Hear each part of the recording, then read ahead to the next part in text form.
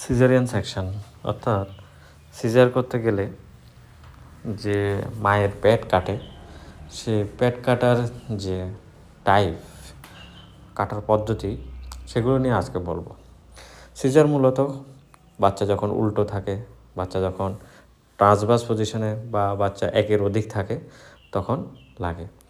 বেশিরভাগ ক্ষেত্রে তলপেটে লম্বালম্বিভাবে অর্থাৎ হরাইজন্টাল পজিশনে জোল কোয়েন ইনসিশন, আরেকটা যে ইনসিশন আছে সেটা হচ্ছে ফেনেস্টাইল ইনসিশন। এই দুটো ইনসিশনই কমন। দেখুন ছবিতে এখানে দেখানো হয়েছে কীভাবে ইনসিশন দিয়ে পেটের মধ্যে পেটটা কেটে বাচ্চার মাথার নিচে হাত বা আঙ্গুলে সাপোর্ট দিয়ে বাচ্চার মাথা ডেলিভারি করা হয়।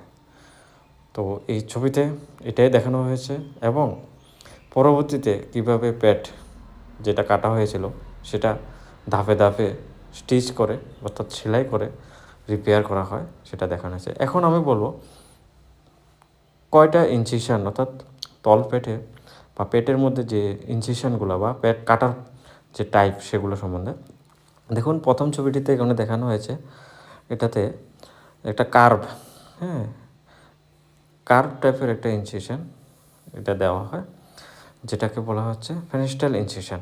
এটাই খুব কমন বা সার্জন যারা গাইনোকোলজিস্ট তারাই এই ইনসিশনটা বেশি প্রেফার করেন। এটা সেফ। এই ইনসিশনটা কার্ভিলিনিয়ার হওয়ার কারণে এটা হিলিংটাও ভালো হচ্ছে, আর হার্নিয়া ভবিষ্যতে যখন পরবর্তীতে আবার প্রেগনেন্সি আসবে সেক্ষেত্রে হার্নিয়া হওয়ার সম্ভাবনাটাও কমে যাচ্ছে। পাশাপাশি যে অপর আরেকটি ইনসিশন আছে সেটা হচ্ছে একদম স্ট্রেট লাইন। এই স্ট্রেট লাইনে আপনার হার্নিয়া হওয়ার চান্স বেশি থাকে আর এত একটা সেফ না।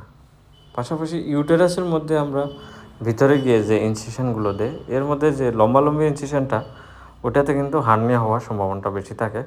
তো এই কারণে গাইনোকোলজিস্টরা এই ইনসিশনটা বেশি একটা প্রেফার করেন না, কিন্তু হরাইজন্টাল ইনসিশনটাই বেশি প্রেফার করা হয়।